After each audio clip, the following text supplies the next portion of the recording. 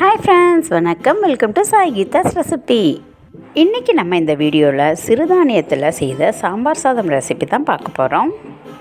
இது செய்கிறதுக்கு நான் எடுத்துருக்கிறது சாமை அரிசி, வரகு, குதிரைவாலி அரிசியை விட இந்த சாமை அரிசியை பயன்படுத்தி சாம்பார் சாதம் செய்யும்போது ரொம்பவே சூப்பராக இருந்தது. 1 கப் சாமை அரிசி, 1/2 கப் துவரம்பருப்பு, 2 ஸ்பூன் பாசிப்பருப்பு இந்த விதத்தில் எடுத்து நல்லா கழுவிட்டு ஒரு 20 நிமிஷத்துக்கு ஊற வச்சுருக்கேன். இந்த காய்கறிகளில் உங்கள்கிட்ட எது இருக்கோ அதை ஆட் பண்ணிக்கோங்க. அதுக்கப்புறம் ஒரு பெரிய வெங்காயம், ஒரு தக்காளி, பச்சை மிளகாய் 1, ஒரு 4 பல்லு பூண்டு, கருவேப்பிலை, மல்லித்தழை இதெல்லாமே நறுக்கி வச்சுருக்கேன்.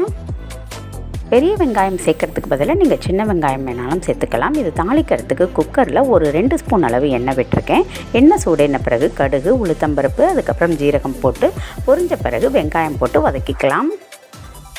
வெங்காயம் லைட்டாக வதங்கினாவே போதும். அதுக்கப்புறம் பச்சை மிளகாய், கருவேப்பிலை, மல்லித்தழை, பூண்டு, தக்காளி எல்லாம் சேர்த்து நல்லா வதக்கிக்கலாம். நம்ம நறுக்கி வச்ச காய்கறிகளை சேர்த்து நல்லா வதக்கிக்கலாம். இந்த டிஷ்ஷுக்கு தேவையான உப்பு, அதுக்கப்புறம் காயப்பொடியும் சேர்த்து வதக்கிட்டு மஞ்சத்தூளும் சாம்பார் பொடியும் சேர்த்துக்கலாம். 1/2 டீஸ்பூன் அளவுக்கு மஞ்சள் பொடியும் 2 ஸ்பூன் அளவு சாம்பார் பொடியும் சேர்த்துருக்கேன். நம்ம போட்டிருக்க பொடியோட ராஸ்மெல் போகிற அளவுக்கு வதக்கிட்டு தண்ணி ஆட் பண்ணிக்கலாம். நான் இதில் தான் 1.5 பங்கு அளவுக்கு அரிசியும் பருப்பும் சேர்ந்து எடுத்திருக்கேன்.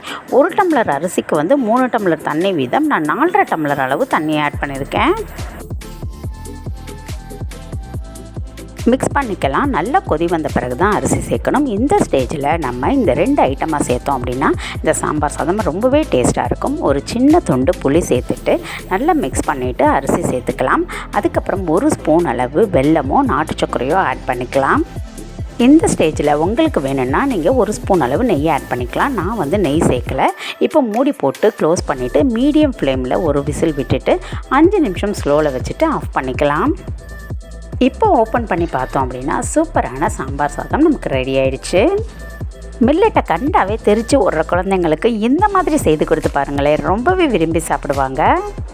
ரொம்பவே சூப்பரான அதே சமயத்தில் ஹெல்த்தியான சாமை அரிசி சாம்பார் சாதம் ரெடி ஆயிடுச்சு. இதோட கூடவே வடகம், அதுக்கப்புறம் ஊறுகாவோட வச்சு சாப்பிடும்போது இன்னுமே அட்டகாசமாக இருக்கும். இந்த மாதிரி நீங்களும் செஞ்சு சாப்பிட்டு பார்த்துட்டு எப்படி இருந்துச்சு அப்படின்னு மறக்காமல் கமெண்ட் பண்ணுங்கள். இந்த வீடியோ பிடிச்சிருந்துச்சுன்னா லைக் பண்ணிவிட்டு என்னோடய சேனலை சப்ஸ்கிரைப் பண்ணுங்கள். Thank you friends, bye. Thanks for வாட்சிங்.